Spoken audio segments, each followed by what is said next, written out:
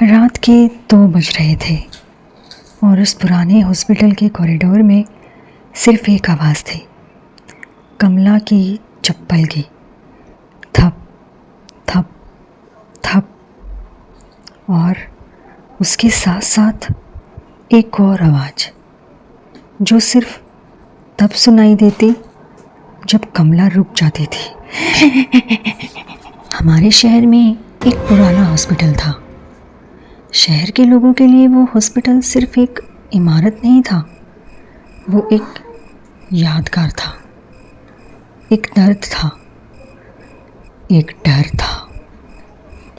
उसकी दीवारें इतनी पुरानी थी कि उन पर की सफ़ेदी कब की पीली पड़ गई थी और उस पीली सफ़ेदी में जगह जगह काले दाग थे, जैसे इमारत खुद किसी बीमारी में थी। बाहर एक पुराना नीम का पेड़ था जिसका साया रात को हॉस्पिटल की खिड़कियों तक पहुंचता था और हवा चलती थी तो वो साया हिलता था, जैसे कोई अंदर झांकने की कोशिश कर रहा हो।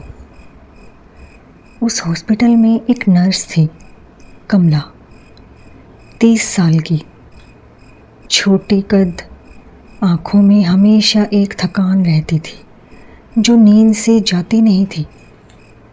वो रात की शिफ्ट करती थी, रात 11 बजे से सुबह 7 बजे तक, तकरीबन 3 साल से। 3 साल की रातें, 3 साल का अंधेरा। उसने कभी शिकायत नहीं की, पर उस रात, शायद उस रात शिकायत करनी चाहिए थी। रात के करीब 2 बजे थे। हॉस्पिटल का ग्राउंड फ्लोर बिल्कुल सूना पड़ा था। सिर्फ कमला की चप्पल की आवाज़ थी, थप थप थप, जो लंबे कॉरिडोर में गूंज रही थी और वापस आ रही थी, जैसे कोई उसके पीछे भी चल रहा हो। उसने पहले इस आवाज़ पर कभी ध्यान ही नहीं दिया। 3 साल में इंसान ऐसी चीज़ों का आदी हो जाता है। तब उसकी नज़र नोटिस बोर्ड पर पड़ी, कोठा नंबर 7। उस पर लिखा था, पेशेंट एडमिटेड, बिमला देवी, एज 67। कमला का माथा सिकुड़ा। कोठा नंबर 7 में आज कोई नया पेशेंट नहीं आया था। उसने खुद शाम को वो रजिस्टर देखा था। कोठा 7 खाली था। कब आया ये पेशेंट? उसने सोचा, रात की शिफ्ट में कोई आ गया होगा, एंट्री हो गई होगी, उसे बताया नहीं होगा। ऐसा होता था कभी कभी। वो उठ के कोठे की तरफ चली। कॉरिडोर के आखिरी में कोठा नंबर 7 था, सबसे दूर, सबसे अंधेरा। उस पूरे कॉरिडोर में बस एक लाइट थी जो ठीक से जलती थी, बाकी की फ्लिकरिंग करती रहती थी। जब कमला वहाँ पहुँची तो उस कॉरिडोर की 2 ट्यूबलाइट बंद थी, सिर्फ एक जल रही थी, वो भी कांप कांप के। दरवाज़ा बंद था। कमला ने दरवाजे पर थोड़ा सा हाथ रखा।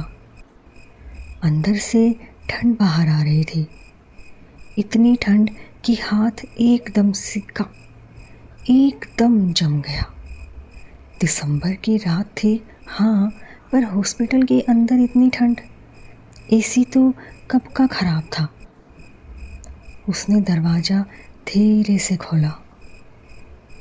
अंदर एक बुढ़िया थी, बिल्कुल सीधी लेटी हुई, सफ़ेद कपड़े, आँखें बंद, हाथ सीने पर, बिल्कुल ऐसे जैसे कोई मरा हुआ होता है, पर छाती ऊपर नीचे हो रही थी, मतलब वो सांस ले रही थी।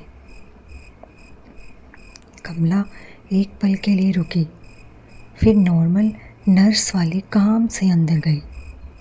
चार्ट उठाया, चार्ट पर सिर्फ नाम था, कोई डॉक्टर का साइन नहीं, कोई डायग्नोसिस नहीं, सिर्फ नाम, बिमला देवी। बिमला जी, कमला ने धीरे से आवाज़ लगाई। कोई आवाज़ नहीं। बिमला जी, मैं नर्स हूँ, पानी चाहिए? इस बार बुढ़िया ने आंखें खोली, पर कमला के पैर वहाँ के वहाँ रुक गए, क्योंकि बुढ़िया की आंखें बिल्कुल सफ़ेद थी, पूरी सफ़ेद। कोई पुतली नहीं, कोई रंग नहीं, सिर्फ सफ़ेद, जैसे किसी ने आँखों में सफ़ेदी भर दी हो। और इन सफ़ेद आँखों से वो सीधा कमला को देख रही थी। कमला का हाथ चार्ट पर से गिरा, वो पीछे हटी, एकदम 2 कदम। बुढ़िया ने कुछ नहीं किया, सिर्फ देखा। वो सफ़ेद आँखों से बिल्कुल सीधा, बिना पलके झपकाए, बस देखती रही। कमला कॉरिडोर में आई, तेजी से नर्सिस स्टेशन पर आकर रुक गई। सीनियर नर्स गीता दीदी को जगाया। गीता दीदी, गीता दीदी, कोठा 7 में एक पेशेंट है, पर चार्ट में कोई डिटेल नहीं है। और उसकी आंखें। गीता दीदी ने हाथ जोड़ते हुए कहा। कमला, कोठा 7 में आज 3 महीने से कोई नहीं है। कमला का सीना भारी हो गया। नहीं दीदी, अभी मैं खुद गई थी। एक बुढ़िया है, सफ़ेद कपड़े, नाम है बिमला देवी। गीता दीदी का चेहरा एकदम रंग दंग रह गया, जैसे उसने धीरे से कुछ कहा। कमला, बिमला देवी का नाम मैंने सुना है। यहाँ 3 साल पहले उसी कोठे में उनका इंतकाल हुआ था। अकेले, रात को, कोई नहीं था उसके पास। दोनों वहाँ खड़े की खड़ी रह गई, कोई कुछ नहीं बोला।